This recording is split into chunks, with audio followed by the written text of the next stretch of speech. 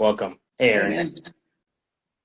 All right. Tonight's episode is not just about photography, it's about the aircraft, the power, precision, atmosphere, from the crews gearing up to the pilot getting ready, tension of the takeoff roll, the force of a fast flyby, everything, capturing all of that, and everything that we plan for when we go to an air show. Every one of those frames tells a story. So in editing, most of those moments come alive. I mean, sometimes they're a little flat, when we get it, and if you're shooting a camera raw, but when you're editing, that is just perfect, right? It comes out exactly how you have it planned. And sometimes it's not always how the shot was at that moment, it's how it feels to you, right? Because you're the artist capturing that moment. So tonight we're diving into creative editing. My guest tonight is Aaron Ballew, and he uses creative editing not just for photography, but also in graphic design, making one-of-a-kind patches and stickers for squadrons. Welcome. Hey, thanks, man. Pleasure to be here. Yeah, thanks for joining. So how did you get into aviation? Oh, man. It's like I always joke that I didn't really have a choice. So both my parents were Navy air traffic controllers out at Miramar. I was born 2 years before Top Gun came out. So if you guys do that math, I'm old as hell. So, so I grew up around that world, and to this day the Tomcat's still, no offense to my Rhino homies out there, but it's still my favorite. I'm sorry. But yeah, it's my parents were both air traffic controllers in the Navy. My mom got out and was a DoD controller for a lot of years. So I was around A-10s in Kansas City. When they were still based at Richards Gebaur. That was the first time I ever saw them, and it was like seeing, I don't even know, like to this day, like I remember going up in the tower and being like, what is that? Just a whole flight line of green. They were still painted green. This is how old this is. The 442nd they're out of Whiteman now, but yeah, they were, I saw those, and then shortly thereafter we moved to Cherry Point, North Carolina. So being around prowlers, Marine prowlers, Harriers, my second love is always going to be the prowler. And props if it's Marine prowlers, they were always they had the illest paint jobs in my opinion. More specifically, VMAQ2, the Death Jesters. Shout out. But yeah, it's hard to grow up in that world and not have an appreciation for it on every level. I mean, rotary wing, fast jets. I love C5s, dude. C-130s, cargo planes. I mean, all that. It's just so rad. Funny story. When we lived in North Carolina, my middle school was off the end of one runway, and it was actually delayed. They actually had, they were still building it when I was going through 8th grade there, because a Harrier crashed the day after they broke ground on my middle school. So my middle school was off the end of one runway, and my high school was off the end of the other one and across the street from a strip club. So very, very Marine, Marine friendly. Marine, yeah, very Marine based, areas. Apologies, I'm battling a little bit of a cold right now, but I wanted to be sure to be here today. So I got my Growler mug. Shout out to the Growler homies out there. Right on. Yeah, man. I mean, it's hard, dude. It's hard to be around that and not. I don't know. As some people, it's not for everyone. I get that, but growing up around that, I mean, hearing prowlers spool up and your teachers just stop talking because it's so loud. It was awesome, man. And I still remember the day that the Tomcats were retired. I was driving from St. Louis to Kansas City actually overnight, and my buddy and we slept in like a business park rest area in his car because we couldn't drive anymore. And I was reading the paper for some reason. I picked up a paper in this McDonald's and I just started crying. If that tells you anything about my love for that aircraft specifically. But I mean, I'm a Navy and Marine Corps, aviation kid through and through. My Yeah. post Navy, my dad was doing he worked for Nav Air um, with he started with the ENF program, the F-18 ENF programs, and then he actually switched to the UH-1Y and the AH-1Z program. Oh, So the like, Venoms. yeah, the Venom and the Viper. So Yeah. I actually have he gave it to me. It's framed. It's the Viper schematics. Oh, So it's like a nice. top down and like the side. So yeah, it's pretty rad, man. I mean, you kind of it is kind of sad in a way because you grow up with that and you kind of take it for granted. The amount of stuff that like I have been trying to track down as I've gotten older that I like, just stickers that I like plastered on stuff and then just threw away, or like T-shirts that just like I wore to death. But now I'm like, where can I find another Eisenhower cruise shirt at? So Yeah. it's like just stuff like that, man. I mean, But there yeah, has to be let's. like a Snacko somewhere that still has all this stuff, right? Oh yeah, dude. I mean, like mine was ill. It was like forest green, had the big logo. Actually got in trouble at school for that because the ship number. And then across the back it said Ike in reflective letters. Sweet. But yeah, that's how I got into it, and like just kind of, you know, it one from that young of an age, man. Like it just doesn't leave you. So that's what did it Yeah. for me, man. Yeah, and you pay homage to your parents, pretty much their service by making all these squadron patches and stickers. Yeah, dude. That was a crazy, not anything that I expected when I started doing this. Like when I started doing the gold leader stuff, it was purely like I love '80s movies, so I was like, guns and '80s stuff. I was like, this looks awesome, and it was just like I was like, yeah, you know what, man, like nobody's really doing jets and '80s stuff. Like I love jets. Like why am I not doing it? And so it just kind of started there. As something I was just like I was trying to find stickers that I wanted, and I just Yeah. couldn't find them. And then just was like, I guess I'll just make my own. Like, and next thing I know, I got dudes from actual like Rhino squadrons hitting me up, being like, "Hey, we like your stuff. Can you make us, do design work?" I was like, "Oh, no, I gotta find a patch maker now."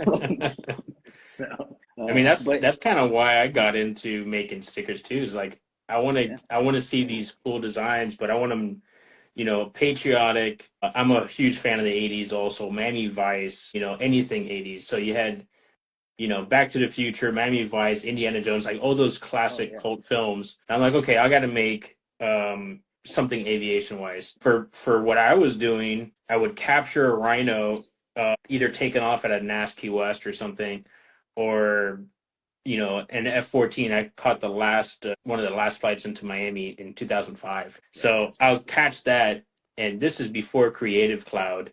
I would go into Adobe Photoshop and outline with the magnetic lasso around the whole thing. Oh It'd take dude, me like 4 hours just to do an yeah, outline, and then I'd silhouette it, make it black, and then that would be like my silhouette for the stickers. Now everything is so advanced and AI, you so could easy. kind of just make it easy. I mean, I could go in. I got Creative Cloud last year, right? After Mhm. having CS5 since 2000 something. What? It was a huge jump. It was Yeah, I bet. insane, the I amount of bet. technology. And I was like, okay, I could select this aircraft. Let me see, select the sky, and it literally did the full outline. I'm like, man, I just saved 4 hours Yeah. in just 2 clicks. It's wild, man. There's so much technology in this. I was, you know, maybe for the last 4 years, I was thinking, man, I have like the wrong gear, I have the wrong camera, it's not like not clarity, and it was really the editing software, Yeah, because I can see that. I shoot on RAW, nothing is like JPEG, and Gotcha. if you're familiar with shooting RAW, it's just like straight out of the camera. It's going to be a flat image, the contrast is Yeah. all wrong, all of that stuff. So not having Creative Cloud, not having Adobe Photoshop or Lightroom, the most advanced. I don't have the most advanced because my computer is old too, but having something that's way more advanced. I went from Lightroom 4 to like Lightroom 11 overnight. Wow. And I Yeah, was like, that's a huge what? jump. It was a detriment what I was using before, Mhm. you know? So now I'm going back. I have hundreds of thousands of photos. And I'm like, man, I don't know if I could re-edit all of those again, because And you got a good eye, man. I mean, those pictures that you sent me of those Tomcat pictures, man, that was sick, dude. Like those look great. Um, I was at the tower when I captured those. So that's awesome. at that time the airport was having tower reconstruction because it they found asbestos or whatever. And we were on this like little two-story trailer in the middle of the field, and I was pretty much eye level with the Tomcats coming in, landing. That's so sick. Uh and it was like one of those once in a lifetime, someone tells you, hey, there's planes coming in, you want to come over and take these pictures. At the time I had just started photography, so I was like maybe a year of Mhm. doing digital images, shot on like a 12 megapixel or 16 megapixel camera, you know what I mean? Like back in the Oh day. yeah. Now there's like 100 megapixel cameras, and you're like, I ran out of gigabyte space or terabyte space Yeah. after two air shows. So yeah, it's wild, man. And that's, some people have seen some of my stuff. My stuff is kind of buried underneath here, but I have like a Miami Vice, Miami Vipers. Here, let me see if I can show you real quick. Yeah, yeah, that's sick, dude. Miami That Rhino Vipers. one was dope, dude. When you showed me Yeah. that one, when you did that one, that was Yeah, awesome. this is our tower here. This is That's actually awesome. someone made that at work with what's that game? Grand Theft Auto or whatever. Oh yeah, yeah. So they made it kind of look like that. Is So that is that an Old Bay shaker right next to? Yeah. yeah. I had a Yeah, feeling man. that that's what that was because I'm up here in Northern Virginia, dude, right outside of DC. So, and my dad was stationed at NAS PAX for like a good chunk of my life, so I rep Maryland pretty hard. So yeah, real recognize real with some Old Bay. So Yeah, that's pretty funny, that sticker there. Yeah, so um shall we talk about a little bit of editing? I have kind of like some simple rules that I kind of go over. I was sure, taking a yeah, few days to write about it, and how I kind of like my creative process. I know some people on the channel was like, "How do you even edit?" Which yeah. it was kind of shocking to see that because that guy has some good photos, some really great shots and angles, and I'm like, how do you not edit? So I uh, I actually realized I did bring my laptop. I was like after we were talking a little bit, I was like, let me go through here and see like what my process actually is. It's like when you're in the moment, you're not really thinking about it, right? Like, yeah. So I got 8 rules. I'm gonna kind of go over these very briefly. The first rule I have here is, well, I had said it in the channel. I said reality is a myth. oh yeah, Like dry that's a good land one. is not a myth type of deals. Yeah, Reality is kind of a myth when you're doing creative edits because you can go anything from getting your image to make it look like film, or even adding other aspects of an image and making it like a aviation art, or like we have this VF 111 out of Nasky West. They have the F5s, the oh yeah, Tiger 2s, and they have all these paint schemes on it, like Splinter and all that. I got an image. It was a vertical takeoff, kind of like right overhead, and I took the shot, took the splinter edges, and then expanded it into the sky and made it kind of like an aviation art thing. I don't have it in front of me. I would have to like dig for it. I don't want to do that. But no matter how you do it, you're pretty much telling that story of that photo. So my first rule is serve the story or mood. Every edit should support what you want the viewers to feel or understand. If it doesn't add the emotion, clarity, or impact, you got to rethink it. So if it's just you're taking a picture and you're like, oh yeah, I'm just gonna make this a really simple edit, and it's not really having you feel anything, you either walk away, come back, re-edit it, or sometimes I make a copy of one and I'll compare the two edits and see which one I end up liking. And then other times I'll call my wife over. I'm like, hey, what do you think? Does this one, the sky is a little too teal in here, or this one's a little darker blue? And we'll get into that when we talk about color grading. The blues are very easy to get pixelated when you try to transition it too much.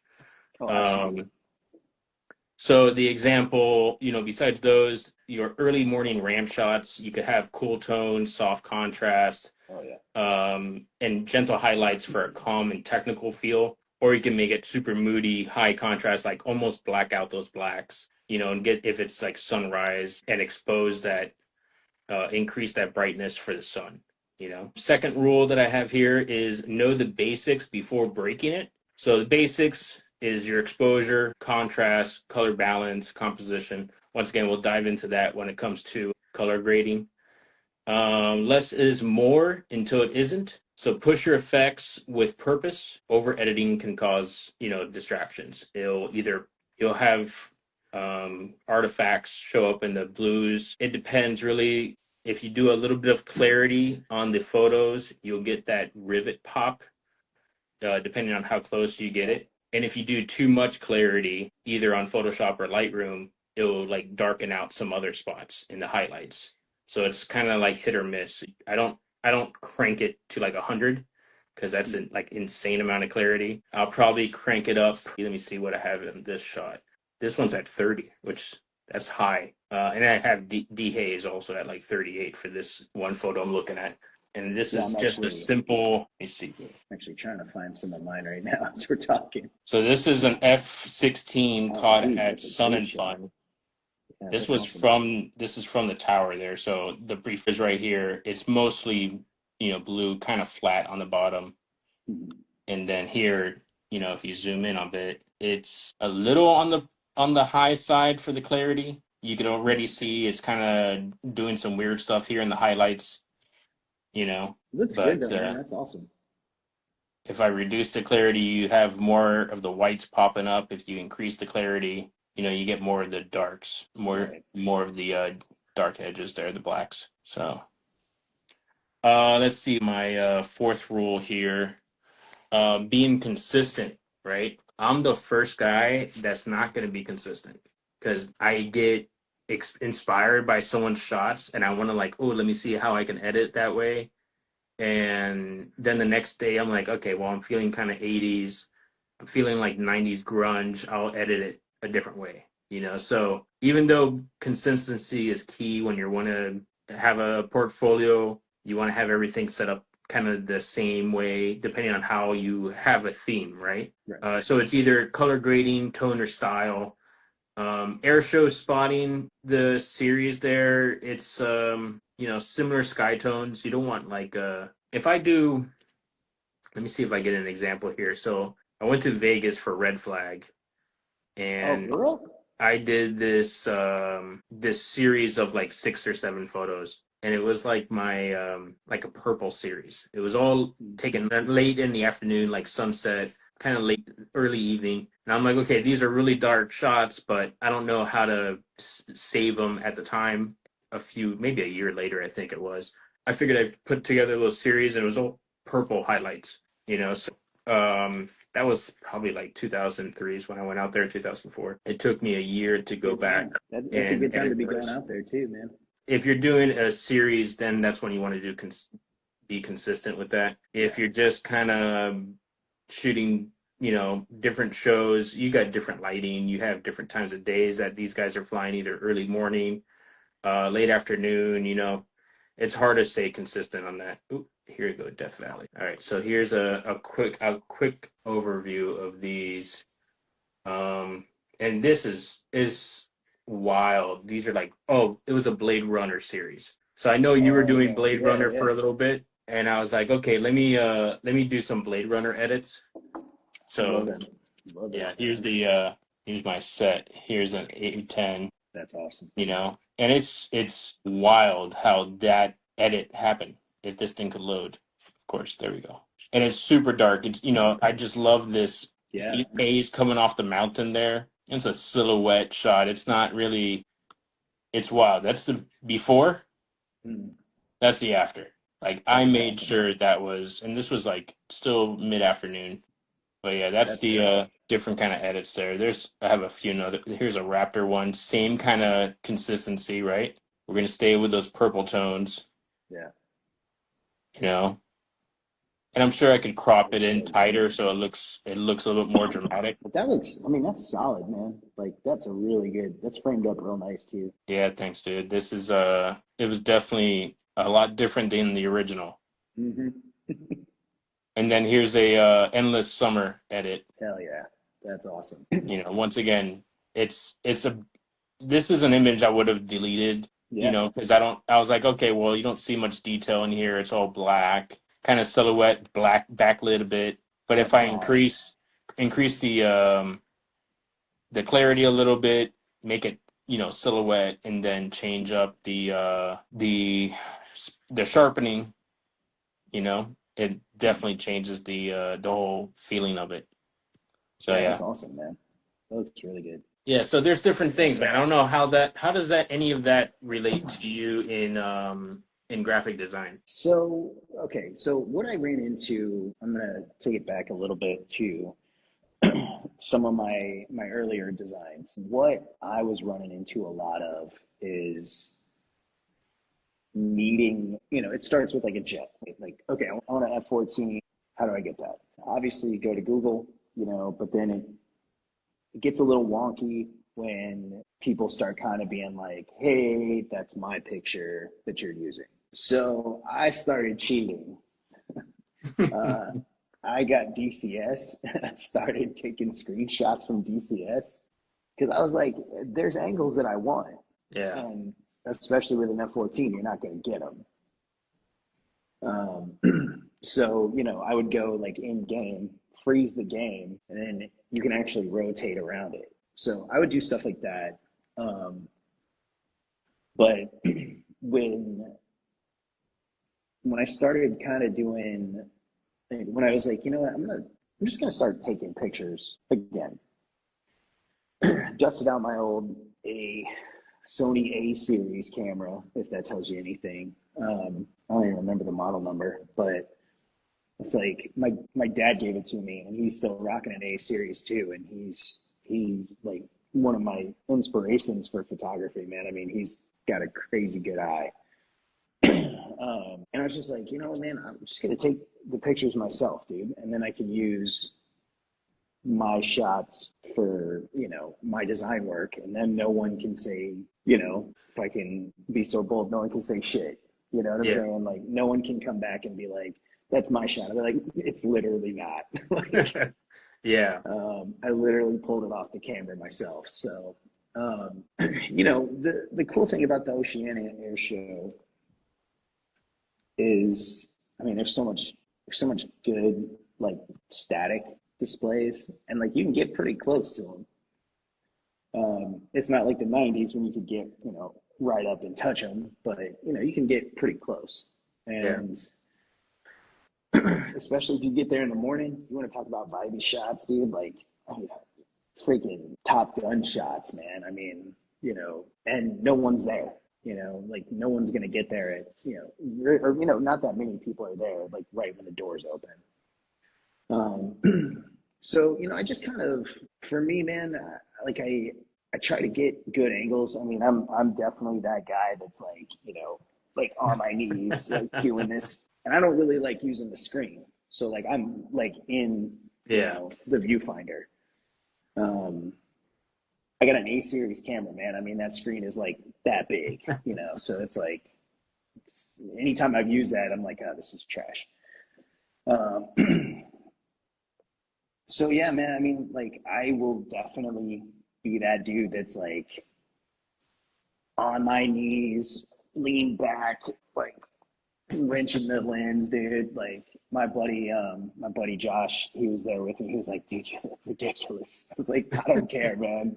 But actually to kind of connect these together, I took some pictures of the Blues from 24. My buddy who is currently, he's moving now to the number 4 jet, but he was the number 3 last year. He hit me up and was like, hey, like I had put up a picture, like one of them of the diamond, and I had said something like, I forgot what I said. I used like some rap thing. I think I said, so how's your girl or something like that. And he messaged me and he was like, hey, can we use that picture? And I was like, yeah, sure, man. What do you want it to say? Like, but it was actually kind of a far away shot. But I like what I did was I like zoomed in, and of course, like I'm zooming in way past like where it should be. Yeah. So it was like starting to kind of look pixelated. So what I did was I did a couple of layers and actually had them like different levels of transparency and like kind of would pull them apart. Cool. And then yeah, so like I did that and I put like the main they say the main effort, which is like the diamond. I told him I wanted it to say like what did I say? Everyone's mom loves the diamond. Like that's what I wanted it to say, but he was like, dude, we can't do that. And then we did another one that was like a parental advisory sticker that was like, man, I have to find them. I'll find them and I'll put them in that chat for you. But I kept like a couple of the stickers. But yeah, he was giving those out for this season for like passes that they were leaving out for people. So like Yeah. everyone got one of those like main effort like stickers. So, That's cool. but I guess for me, man, like when I go to take pictures, man, I would love to be able to talk like aperture settings and f-stop settings. I don't know any of that, dude. I'm a horrible photographer. Like I'm horrible with like the lingo, man. I talked to a couple of the dudes out there last year, and they're like, these long glass, dude, and like, they're taking these pictures that like you see the dude in the back seat eating a sandwich, bro. Like pure, like I'm just like, this is nuts, dude. How did you get that? And I'm like, yeah, I'm just making my shit look like crazy vibey, dude. Like, because my camera's not great. So, I mean, and I'm not about to drop like that kind of money for something that really equates to a hobby. Yeah. Yeah, you're not going to Um, really use it to the max. no, man. And like, I'm super judgy of people who like, hop into a hobby and drop like that kind of money and then they're like mediocre. I'm like, dude, come on, man. Well, a lot of people, when I started out, I mean, I bought my first digital camera was a D70, right? A Nikon D70. And like I said, it was like a low kind of prosumer kind of camera. And then when I learned that I actually have it somewhere. No, I actually sold that one. I have all my computer gear out because I'm looking at maybe selling some older gear. But my manual was when I had sold the D70, it was falling apart because I had tabs in the manual. I was learning that thing front and Yeah, back. man. Um, and then That's I switched commitment, though, out. dude. That's commitment, right? Yeah, I mean, you want to learn your craft, right? I wanted to do Yeah. it professionally. And I started with like barely. I mean, I was in aviation. I was interested in it, but I was doing action sports. I Oh, that's do awesome. surf photography, and if a plane flew That's cool. over, I was taking pictures of the plane. I'd miss these guys' barrels or Yeah. like, they're like, oh, dude, did you get me? I was like hitting the lip. I'm like, no, sorry, dude. There was a helicopter that flew over, and Yeah. I got that instead. So when I figured, I'm like, okay, I want to do something more. I upgraded to another camera. It was a D300, and the manual looks the same. There's tabs in it. I had it actually this weekend. I was taking out all these tabs, little post-its, and all these notes, and I'm like, okay, I hope someone doesn't mind this manual looking like it's gonna fall apart, because it's been read front and back. My newest camera, the D500, has um, the manual's intact. It's probably still in the plastic because by that time I already knew aperture, shutter priority. I was shooting on manual for the most part. And even if I messed up, if I overexposed a shot, let's say the night before I was taking pictures of the moon, and it was super underexposed, and the next day I had an air show, and half, the first 70 photos were underexposed. I'm like, hey, well, you know what? I could probably use that silhouetted shot in a sticker design, Yeah. and I kind of kept it. But for the most part, I delete almost like 20% of my photos that I don't. We're our worst judges. You know what I mean? Oh, absolutely. Absolutely. When I take I hate pictures, like everything that you.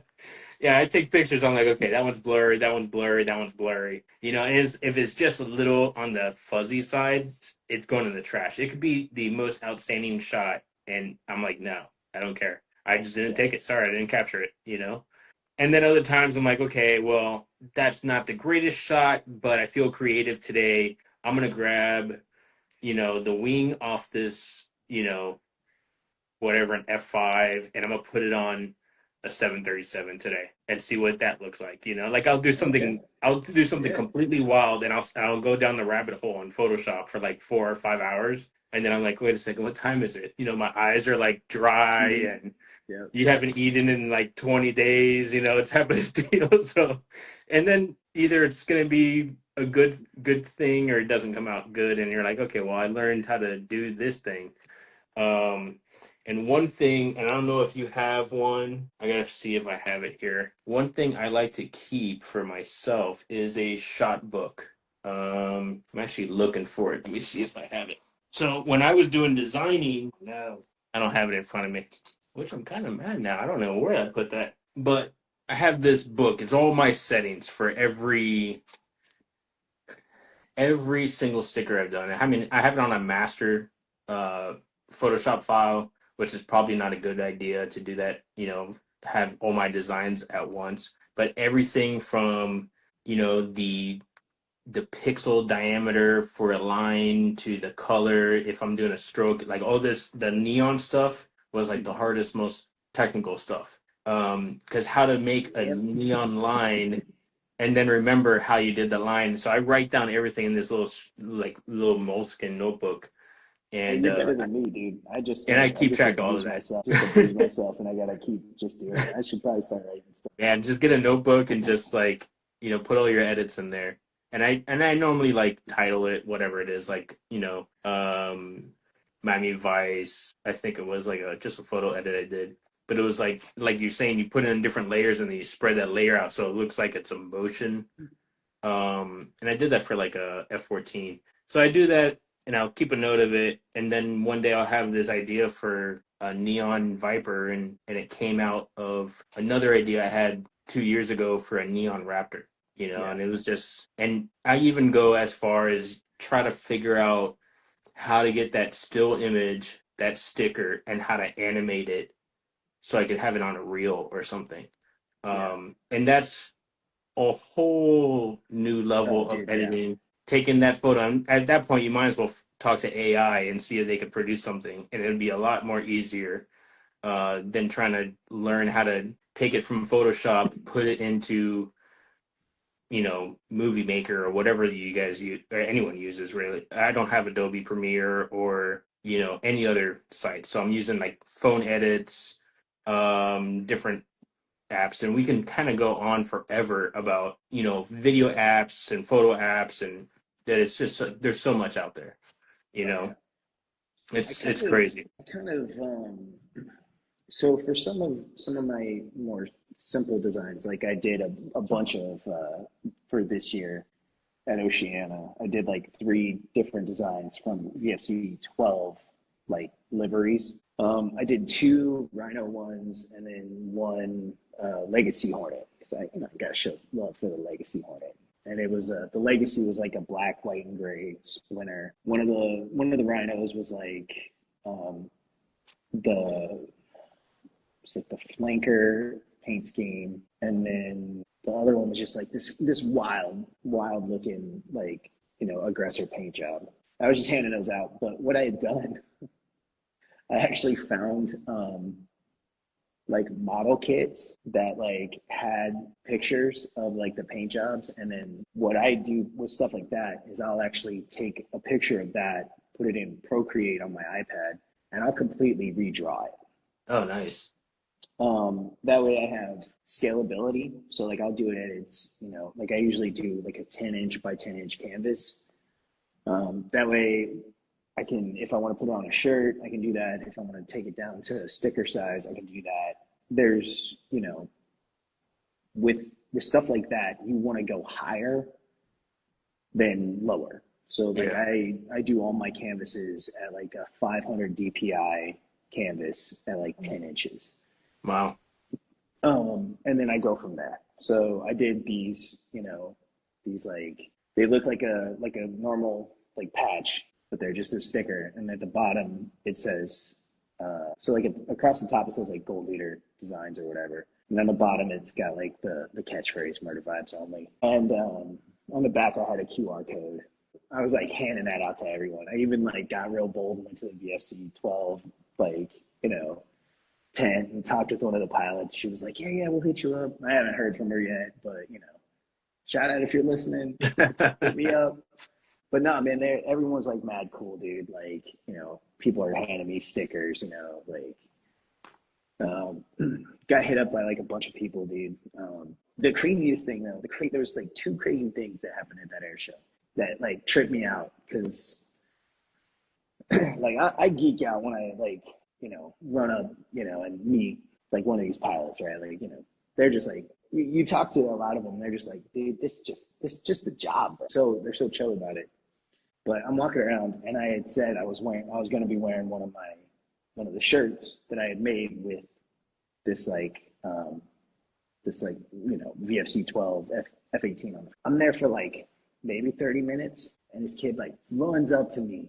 He's like, hey, excuse me, sir. Hey, gold leader? Like whispers it. I was like, that's me, dude. Like, he's like, do you still have stickers? I was like, I do, man. And I'm like, I was like, been here for like 30 minutes, dog. Like, yeah, I got you. He's like, can you take a picture with me? I was like, dude, yeah, like, bro, you don't need a picture of me. Like, trust me, bro. But it was a trip, man. His dad was like, yo, he has been looking for you like for the last 2 days. Like, he's Wow. been like trying to find you. I was like, dude, I had to just mail them some stickers, bro. Like, it's not a big deal. And then I actually had like a Norfolk PD like officer who was like, I didn't realize that he'd been following me for like since I like first started. And I like looked up his name in my orders and I was like, Jesus, like I should have brought more stuff for him. I should have brought him a shirt. But he stuck around all day.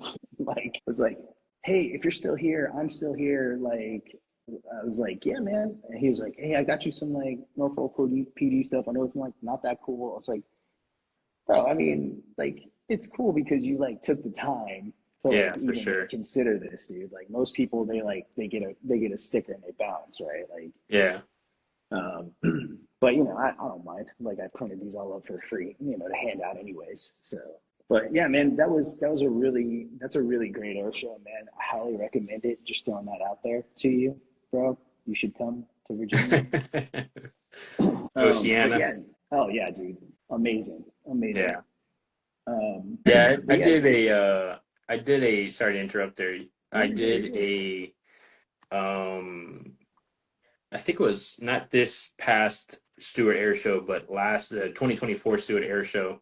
I did a sticker drop, and I said, "Hey, if you guys can find me, you know, I'm wearing a Spotters Podcast shirt." And within like minutes, someone Mm-hmm. found me, and I had all these stickers. And then the next day, I did another sticker drop. I'm actually planning on doing one at Sun and Fun this year. If Oh, anyone's okay. going to be out there, it's going to be a little collection of some new stickers from the Spotters podcast, some stickers that I collected, like dupes from last year, some extra stickers that I have, some stickers that were only found at Sun and Fun last year, and you know maybe a little extras on there. So maybe a little swag for people that are interested. Hell yeah. Now I'll be out there. I'm planning on being out there for a few days, so it's gonna be, That's you like know, that's like a pretty long one, right? That's like yeah, how it's many like days?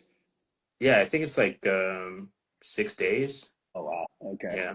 I'm gonna see how much I could do, but last year I did 3 days and I was like destroyed, you know, Yeah. so I'm trying to gear up and probably go out there for a little longer this year. Let me see. Hydrate. Hydrate. Hydrate, yeah. I Dude, I actually did so like I was 30, 40,000 steps on one day. I was just like, this is insane. You know, what am I yeah. doing? Dying, you know? So one picture I wanna show you, man. Yeah. This was I was actually I'm upset about the framing of it, but it happened so fast and they flew over us. I was lucky I got what I got, but this was like my favorite shot from the show. Yeah, that's cool, dude. Yeah, I like that one a lot. And then talking about like just dirty airplanes, man. Like like I mean, and, you know, with what you're talking about with the clarity and the dehazing and stuff, dude. I mean, Yeah. It cleans it up. It's incredible. Yeah, dude. And personally, man, I don't really like clean planes. Like when I see them, I'm like, it's cool, it's cool. Yeah, But like when I you washed the see, plane before you got here. right, yeah, it's like, oh, that's great, dude. Like you repainted it like right before you came in here. The paint's still wet. Like seeing this demo team Rhino being this dirty, I was like, that's awesome. I was like, that's badass. I think that Rhino's dirty at every show. I know, and I love it. They're flying that. They're taking that on deployment. That thing is not. It's Oh, puts not in work. coming back and being washed right away. If they come back from deployment and they have an air show somewhere nearby and they're gonna be there, it's gonna be carrying all that dust Oh yeah. from wherever they were from. Um, Continuing on these, I got another four. Let's see, another four guidelines here that I have. And we kind of touched base on it a little bit with that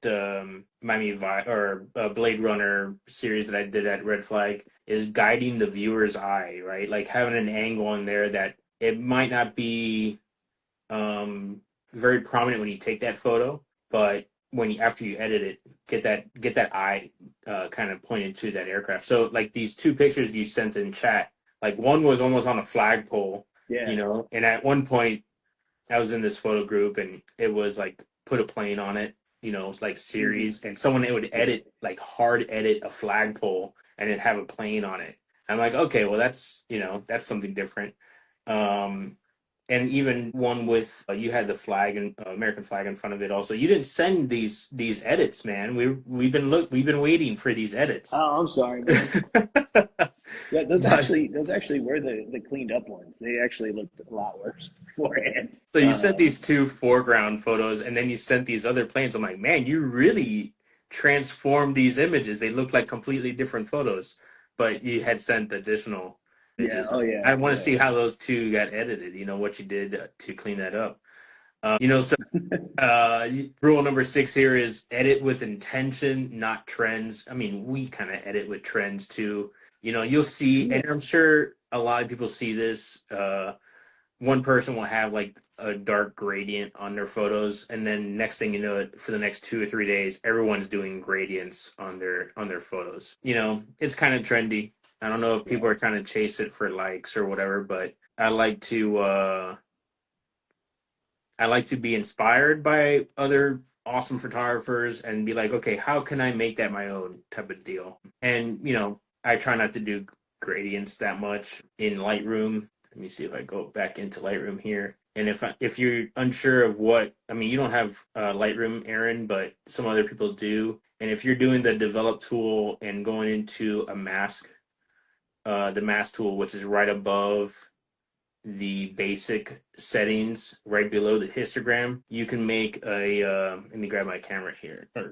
So there's this little round tool, right? That's a mask, and it pops up all these separate masks that I have, right? So here's these are all linear masks, and I'm masking the entire photo, including the aircraft. You can go into this mask and you can subtract the subject, and then you can remove whatever this thing detects, which is the in this situation, it's the helicopter.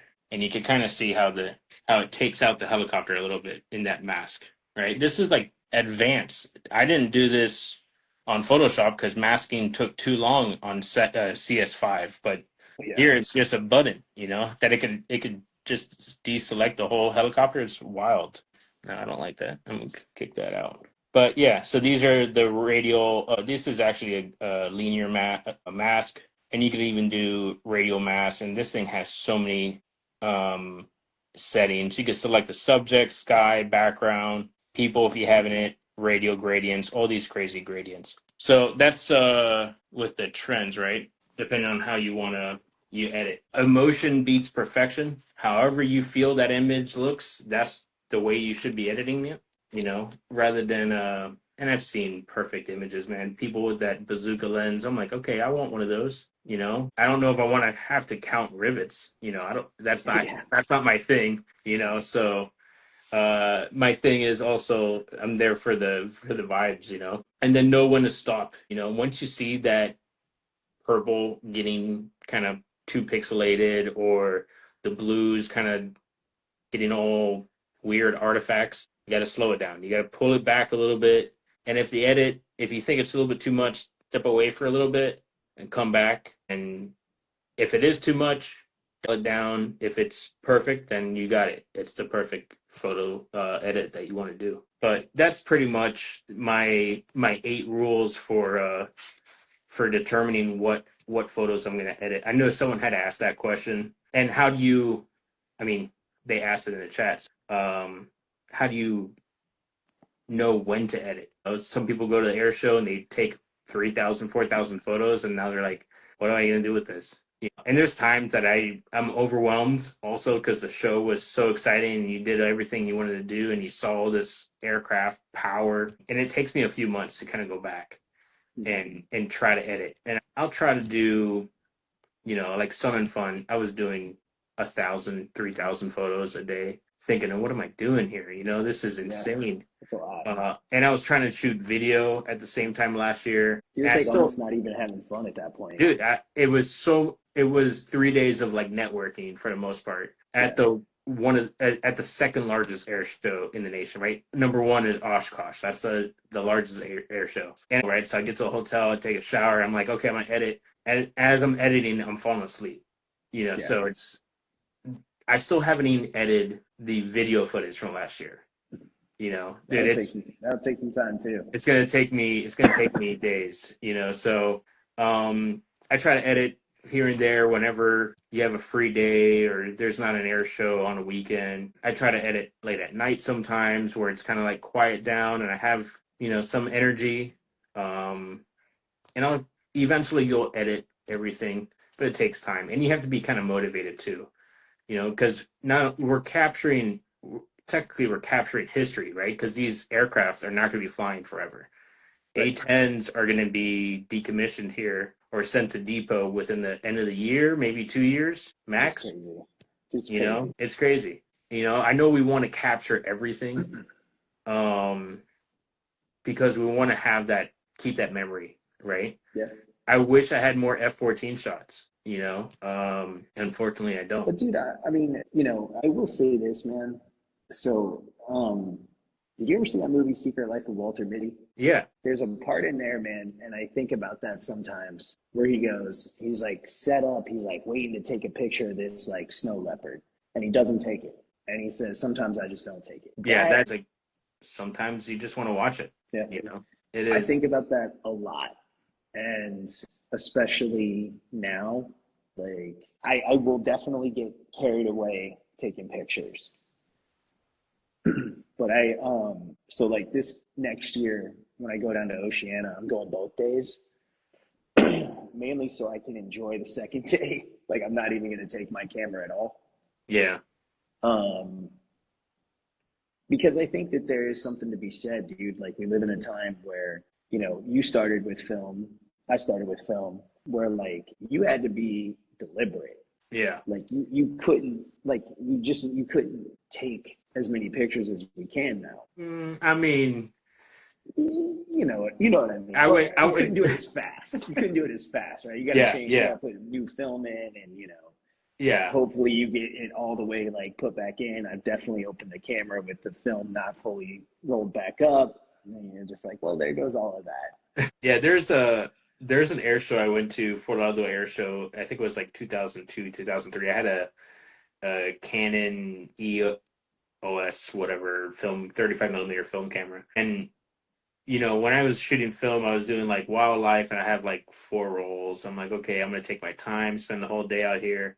And then when I was doing air shows, I'm like, okay, I'm bringing 10 rolls. I'm gonna do good. The first 3 rolls were like gone in like three seconds. I'm like, what am I doing? I don't even. Half these photos probably don't even look good. It was like almost anxiety, like waiting for this thing to be edited, you know, or waited for Eckerd's or CVS to process your 1 hour photo, you know. Go back to Eckerd's, man. So it was wild, man, just waiting. And before I would get it like I'd get prints and all the prints would be blurry. And I'm like, man, I really don't know what I'm doing, you know? Yep. So when digital came around, like, yeah, aim and pray, you Just know? hold the finger down. Yeah, just Just hold it down. Let's just paint the sky, you know? Now, yeah, now it's like, okay, well, I have probably 6 days of Harriers, you know? I've seen pretty much the Ace of Spades almost every year in Nasty West, you know, when they were flying down. Now they're gone. Now it's like the Bulldogs are left. And I'm like, okay, well, I kind of want to catch the Bulldogs one last time because it was in True Lies, you know, and you yep. kind of want to bring that vibe back. And I'm like, Cherry okay, Point well, right there.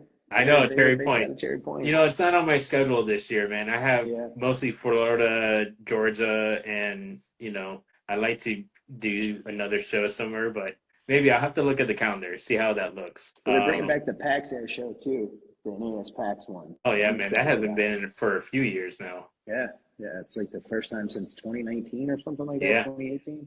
yeah. So I try to enjoy the moment because if my eye is in the Absolutely. viewfinder the whole time, you know, I'm like, do I even remember taking that picture? You're taking It's in thousands. it's like when people go to concerts and they film the whole concert.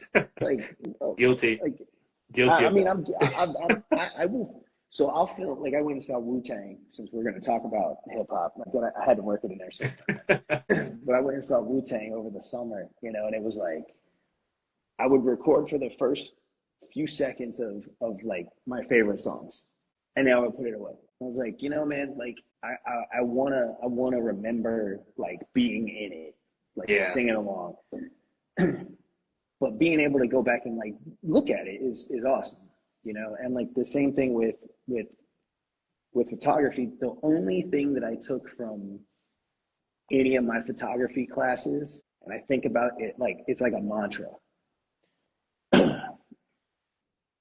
I had this one photography teacher. She was so rough, dude. Like so rough. And I remember she would just like we would go and we would do like critiques because we were developing and like we were developing film plus our pictures in the dark room. Like that's throwback, right? yeah, yeah.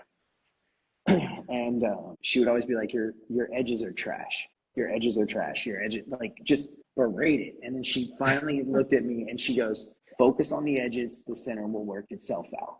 She's like, you're trying to center everything up. Focus on the edges, the center will work itself out.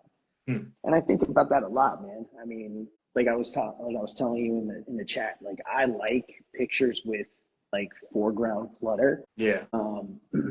To a certain extent. I mean, like if it's distracting, then it's distracting. Like I got one more here with So I with like the that though. That seems yeah technical, man. Like it has that action of this thing is going through, you yeah know, it's trying to evade the radar detection, you know? right. So you know, but again, like with like keeping that in mind, like I'm framing it up as I'm going, and I'm not even looking at the while I'm doing this. I'm looking at like everything else around it. And every time I've done that, I get shots like that where I'm like, that looks rad because it's I'm leading it, so it's going that direction. Like having a little bit more space in front, I think is okay, Yeah. um, within reason. But every time I think about that, man, I just like my shots tend to be good. Actually, I got one. I got one. Yeah. So like the dude taking the picture with his cell phone, you know, and like that just looks awesome to me, you know. I mean, Yeah, me personally, I would probably 8 by 10 vertical crop that. I'm not a yeah, big fan of people's arms in my photos. that's fair. I just something about it. It was like kind of an in the moment with like as I was taking that, I was like, this is dope because like we're all here, we're all experiencing this. All of us are just trying to capture it in one way or another, and I got this dude capturing it in his way. Yeah. Something about that, I was just like, I don't know why, man. That spoke me like really like hard for some reason. I don't know. Yeah. But yeah, man, I mean, I love clutter. I think it gives it like a dynamic like a dynamic feel, man. That you know, taking a super clean shot, man. I'll never at all criticize anyone who takes like a super clean picture. I mean, I'm like, dude, that's incredible. No hate at all. I don't know, man. I like junky shots, I guess, dude. It's That okay. just made me I'm looking through my archive here to find like the most obscured shot. I think I okay, found it. Uh, here's dude. That's awesome. the Atlantic City Red Devils or Jersey Devils, I think they're Yeah, called. man. That's pretty freaking obstructed. Yeah, And I normally don't like it. This is actually pretty thin, so it's not that bad. But this like hard line on the nose kind of bothers me a bit. So I try not to have many of these shots. But if anyone's spotting like Navy Key West, it's hard to get clear shots. So you're yeah. I can either trying to imagine. shoot through the trees or. So this one's pretty decent because everything's kind of blurred out, kind of motion blurred a little bit. Yeah, And you have a little bit of bokeh in the foreground, and it's still, I mean, it's not great. It's kind of soft. It's not yeah, perfect, but it does have that cool, like, kind of covert vibe a little bit. dude. It's almost like Um, that almost like feels like you're doing bird photography. Like, Bird photography, yeah, yeah, man. Like that's what's so cool about it. Like, especially having the branches, like the tree branches and stuff, is it has that like nature feel to it, but it's like where you can almost be like, oh, that's cool. Wait, what? Like, yeah. do a double take and be like, oh, that's a jet there, not a just a No, bird. these are birds, man. What are you talking about? Here's another. That's This is I actually had their shirt on earlier. This is the Flying Eagles. yeah, man. Did some EFA work for them. 122. So that's like right out of the camera, you know what I mean? I just Yeah, copied some edit. And I'm like, okay, I'll do that sometimes. I'll copy an edit that I've done previously and I'll see if it'll work for me. This is not working for me. So I'll probably have to go back and edit that differently. I have a bunch of photos that are obstruction and it's just like, oh man, what am I doing with these? Like, I had this one. These were like Harriers in Navy Key West. So there's like oh, a dude, that's awesome. Yeah, silhouetted like shot, and it doesn't look like yeah, that and this is the whole vibes, right? So yeah, this was a really flat, overcast day, yeah, early morning departure, and it's kind of grayed skies. It's kind of ugly. It's an yeah. ugly morning, but the aircraft is crisp. It's not blurred out or anything, but I wanted it to have that different kind of desert desert Yeah, vibe. dude. So That's that right there, man. That's like Blade Runner 2049, man. Like straight out of a movie. yeah, Like that looks amazing. yeah. So I have a bunch of some obscure shots, and I think I have a shot of a rocket launch that I thought that I was going to Oh, be okay. really good shot, and then some guy put his arm up in front of me, and it just killed my shot, and I was just like, dude, you suck. It's like thanks, man. Yeah, dude, I have to like search for it. I didn't do my homework, you know. I'm really been doing some weird stuff lately, and I'm probably burning out my sensor when I'm doing it. But I get inspired, and this guy, M. Seeley, that just joined in, dude, you got to follow this guy because um, he gets awesome photos of jets or aircraft transitioning the moon or the sun, and it's Oh, okay. really inspired me to go and try to, I'd get a solar filter, Mhm. and let me see if I can find uh, the latest shot I have here, solar transit.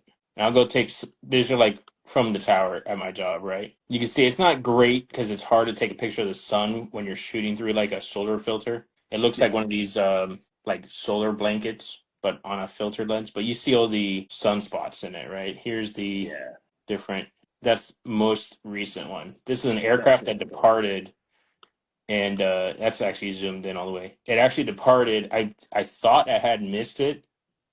Um, it's obstructed by clouds, and here, I'll turn this down. It's just the tip of the aircraft went around as it departed. This is actually a video that I shot on a tripod, with like using a 100 or 400 millimeter. You see how it's super quick. It just kind of transitions a bit. Did you miss it? Yeah. right here, right on the Oh, bottom. nice. Yeah. So I didn't even realize it when I looked at it. I'm like, oh, great, I missed it. And there's like audio and commentary on that video that's probably not safe for young kids. But when I missed that shot, I had this second video playing. It's like 2 minutes long. It actually passed. It was the same aircraft. It departed right below it, and as it turned, to go down to practice area, it caught mid transition right in front. And I was like, okay, that's freaking awesome. Other than that, man, that's pretty much all I've been doing. It's just trying to stay creative, trying to make some different kind of photos, edit, get inspired for whatever you're into. If you're into 80s, if you're into 90s, I'm sure there's a bunch of Rugrats inspiration out there for Oh, stickers. absolutely. You did something, didn't you? Rugrats? No, I Yeah, didn't like do that. any Was Rugrats. it that print, or like maybe it was like this like print with like palm trees and diamonds. Maybe like, what was it called? What's that show, man? It was like the kids were in high school or something. Oh, the like Saved by the Bell? Saved by the Bell. Yeah. Yeah, the Saved by the Vibes. That Yeah. was a fun one, man. I mean, I live and die by, give me vibes or give me death, bro. I mean, it's it's why I have some of my most heated arguments with a buddy of mine because he loves the F-35 and I think it's boring looking. I understand the technical aspects and I think it's rad on that front. Don't murder me in the comments. I just think that like rhinos still have that, like, especially two-seat rhinos have that fighter look. Oh yeah. Like they just look mean, dude. I'm 24 when they were like, 103 was out there with like their murdered out tailed, rhinos, dude. This is the coolest thing, man. Like they're just mean looking, dude. And then it's like the F-35 shows up and it's like, it reminds me of a dolphin. It's so smooth and just like no panel lines, dude. It's like, yeah, I get it, man. It's rad, but boring looking, man. I don't know, dude. Like, I mean, I don't know. I like it's them rough looking. Yeah, I don't know. I think the F-30, I mean, I love the F-35. I think we have, so I'm kind of torn, right? So I love these modern jets. I love this superiority, the fifth gen, all that thing. I don't think, and this is my opinion. It's probably unwarranted sometimes, but whatever. I don't think every brand should have an F-35. You know, like Babies. why are we going down to one model aircraft? Where's the Not variety? at all. Like the government's sending all these F-15EXs overseas. Dude, I think Yeah, that's pretty close to almost fifth gen. Maneuverability, you have the yeah, thrust vectoring on it also. We should probably keep some F-15EXs. I mean, F-22s, okay, the Air Force has F-22s. absolutely. You know, you can't fight that. You can't even see it from like 350 miles away. You know what I mean? Type of Yeah, deal. F-15EX, dude, keep them. We need to keep some of those here. We need to have, I mean, everything now is less dogfighting, more like push a button and fly away type of deal. Kind of thing going on. I like the F-35 for the technical aspect, the fact that there's so many sensors on this aircraft. You put on a helmet, and hey, and where's your helmet, dude?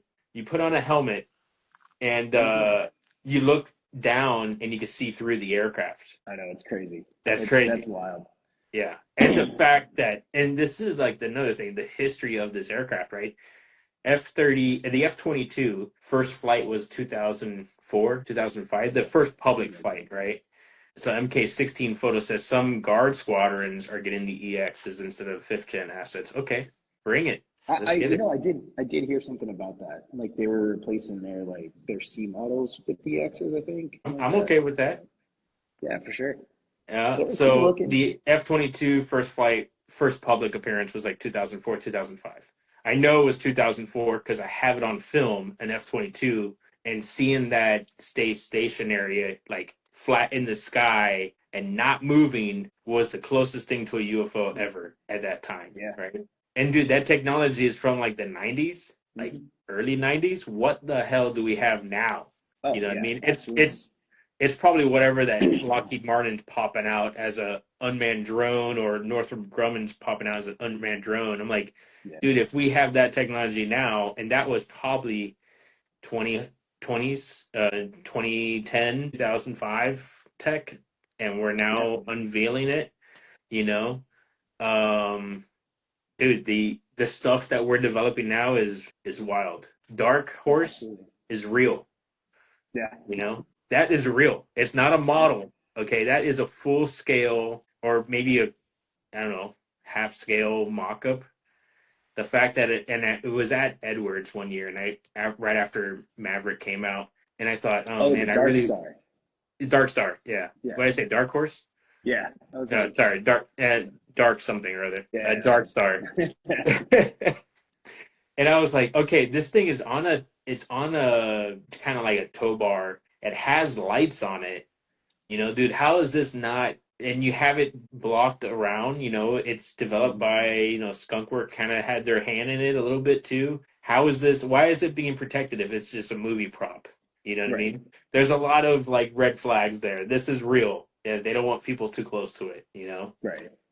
Yeah, we'll see that. We'll see that come back when people start forgetting about Maverick, or when Right. Top Gun 7 comes out, When and it flies by. yeah. Like I saw this in a movie, I feel like. Yeah, is this a throwback? What's going on here? Oh man, let me go through some photos, some questions here. So we had, when we were talking about the editing, um, we had Heather from On the Water Photography Navarre. She had said she tries to edit the first couple of days after a show. She keeps a list of the shots in her mind as they happen, so she knows what to edit first. I mean, yeah, That's that's a pretty good way smart. of doing it. I'm a dork, man. I'm a photography dork. Yeah. You guys are better than me, so I'll give you that. Raptor Gino had gone to Oceana. He says, it's okay. I've seen it decline since 2004. Let's keep those negative comments to yourself. Let's be positive about air shows, okay? They're airplanes. We're there for the airplanes. I mean, to be fair, that's not even really like a fair thing because in 2004 you had Tomcats. Like Yeah, everything would be a downgrade from that, bro. yeah, everything is. I really wanted to do Cherry Point last year, to see the Harriers, man, and people that had gone. It was probably the best. They were saying it was one of the best air shows that they had gone that year. So yeah, it's They always did it up good in the early 2000s when I was there, man. I mean, it's not that far of a drive for me. It's like 9 hours, I think. Yeah, You know, I think 6 for me, something like that. yeah. MK16 Photo is saying that gradients are obnoxiously overdone these days, but it seems to get clicks. You know what? Just Yeah. for Mark, I'm gonna do more gradients for you, bro. Nothing but gradients now. Nothing but gradients. He also says Selfridge is losing their hogs and replaced with factory new EXs. So that'd be cool. Right on. At least, we stick with the variety. I'm down with that. So anybody that maybe follows me specifically, I put a post up that I would asking if I should wear my helmet. I did bring it. My See it. head's too big to fit in it now. My homeboy over at his Precision Flight Helmets now. He made this. He actually cut it out and everything for me, and Chris. So shout out to Chris, the Goldie. Yeah, that's awesome, dude. Yeah, man. You have to cut your hair, I guess, if you want to wear it. Yeah, I've gotten it up on there with all this, but it's tight, man. I look like Chris Farley, man. I put it on like my face is all smushed. So A little guy in a little jacket. yeah, fat head in a small helmet. So Right on, bro. It's funny. We're very similar in our likes for the '80s and everything '80s '90s movies. We could go on about how comedy is no longer comedy. yeah, The movies we grew up with, or there's some people that are offended by Jim Carrey, and Ace Ventura and the things that he would say, but hey, that's like throwback to that generation. That was Eddie Murphy in Raw. oh Was yeah, like, that's dude, yeah, you can't even have a comedy show like that now, Shit, I was watching Blazing Saddles the other night, man. I was like, they'd never make this movie now, man. Like, but Yeah. no, I don't know, dude. Like, to me, like one of the things that I started using recently with this, I think you pronounce it Visco. It's like this app. Yeah, VSCO. Yeah, yeah. I was like, I'll check it out, man. Like, whatever. Like, I'm sure it's gonna be crap, but I'll give it a look. Yeah. It's actually pretty impressive what you can do with it. I have it on my iPad for like quick like edits. I tend to like to give a lot of my pictures that film grainy texture to it. Yeah. And they have the thing that I thought was cool was like the presets based around specific film types, not just like film, other film, like scratch it. Like it was like Fuji, specific different 400. Yeah, which I was like, oh, this is cool, man, because now it's like you can take, like I sometimes just walk around my neighborhood at night and I'll just take pictures with my phone, and I always do everything on the portrait setting on my iPhone. So, and then like I'll drop stuff in there, and it just like gives it like a really cool feel. I'm like, not even trying to speak, I'm not sponsored or anything like that, man. But I even started I actually started using Lightroom like right after the 2025 air show, just because I was like, I'm gonna try it. I mean, like I've never used it, and I gotta say, I mean, to your point, like editing in Lightroom is infinitely faster than Photoshop. Yeah. I mean, you can get it on your phone now. Yeah, like I like to do everything on the computer and or my iPad. So using Lightroom for the first time, I was like, oh, the tool set that's here is so much better than even the Photoshop, like comparable, 2026 or whatever. Yeah. I like Photoshop for design work, which drives like other real designers crazy. They're like, you don't use Illustrator? I'm like, no, sorry, dude. Like, no. I use Procreate. So like I'll use my iPad to actually like I'll draw something out or rough it out, and then I'll actually go into Photoshop and do like, for like when I did these for the Vigilantes, like with the actual gradients on there, and then these were 122 ones that were pretty sick. Yeah, cool. These are actually the first ones that I did for 122. Since you mentioned them, these two right here. Yeah, I always find it hard for a patch maker to make a gradient. Yeah, like embroidered, it's super difficult for them to do it. I'm a level with you. My patch maker is not stateside. Mine either. I hate to say it, but what I ran into so much, man, with stateside makers is it was unprofessional. And I'm not even trying to get on a high horse, but it would be like, oh, we can't do it. We can't possibly do it. And it's like, look at that. Like, that's smooth transitions. Yeah. And I was like, I know it's possible. I'm literally holding one. Like, what are you talking about? Like, or it's too much. Like 10 inches. Too much work for them, or they want to charge you. Yeah. 4 times as much as what you're going to get from, Europe or India or something. Yeah. I know when I did some patches for 305th Photo Squadrons, a local group here in Miami for Miami 305. I did a vinyl patch. It was like an F-16 with the stars and stripes on it, and I wanted a gradient. And they're like, "Well, it's really hard to do a gradient on vinyl, because it's different layers of paint and." So I'm like, okay, well, what do you suggest? And what they suggested, I was like, okay, well, it looks cool. It kind of seems the effect, and it brings back that kind of like vintage, like 80s feel for that patch. I don't think I have one in front of me. Probably have one in the bag here. Yeah, I got one right here. It's like top and bottom, kind of, and I wanted it to be a gradient, but they did such great work with just kind of showing the vapor, like on the jet, that I was like, okay, I'm okay with how that looks. Yeah, no, that looks great. These are the last two 305 Photo Squadron patches. I pretty much use these to like trade with other guys' squadrons. I'm like, hey, if they come down to the Miami show, And I'm like, hey, I got a 305 patch. Do you have a Miami patch for your deployment or whatever? And we'll trade that. That's what I keep these two for the most part. But yeah, man, it's trying to find people that are able to do, match your energy is Yep. one thing.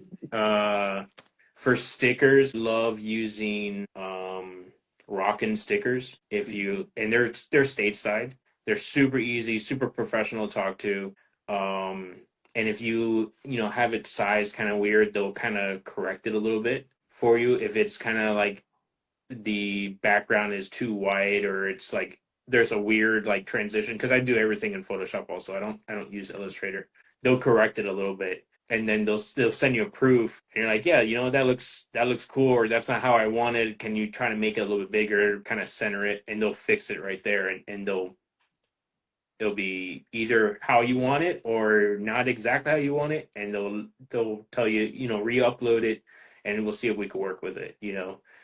Super easy. And I always stick to them for stickers, and they always send me back like a bunch of random rockin' stickers that they've produced like as demo or promos, and I'm like, oh, this is cool. Some kid's gonna want to have this like fiery skull sticker, you know what I mean? For sure. Dude, I got a whole gallon bag of stickers that I have collected over the years. So this year, Sun and Fun, I'm going to be giving out a little sticker pack of everything I've collected. It'll be cool Flaming for skulls people. everywhere. Flaming skulls, yeah, flaming skulls. It's mostly aviation stuff, like last year at Sun and Fun, it was the Mooney Anomaly. He's a local pilot, and he has this really wild paint job on his aircraft. He flies out of Oh, St. that's Pete. dope. That's So cool. I have a few of these extra stickers. Those are going to be included in this sticker pack, just to share the wealth, because it Heck yeah. really we kind of deal sometimes in our currency is stickers, Oh yeah. stickers and Yeah. and patches. You know what I mean? Oh yeah. I got For those enthusiasts, that's what we got. Here's the latest one I have for the podcast. This is also, I made it into a shirt design, which I have it in the closet, but it's, if you can figure out the throwback, what kind of oh yeah. aircraft is that? C-17? C5 Galaxy. Oh, okay. Yeah, yeah. Yeah, Little Jurassic Park nod, yeah, man. Jurassic Park. Yeah, so I got That was that. close, That's man. gonna It was be, either C5 or C-17, man. I had a 50-50 shot, man. yeah. C-17 doesn't open up in the front in the nose. Fuck, you got me. Yeah, that's right. Damn. It opens up the back door, I'm you I'm know. gonna blame it on the fact that I got a cold right now. So, you know. Yeah, so it's gonna be fun stuff. I plan on producing a few more different designs. Have some ideas. Just there's not enough time in the day to be able to do everything. Edit, be creative, make dinner, go to Yep. work, all that fun stuff. So Mhm. we're gonna close out the show here. Can you tell people where they could find some of your products? Do you still have your shop open? Yeah, goldleaderatx.com.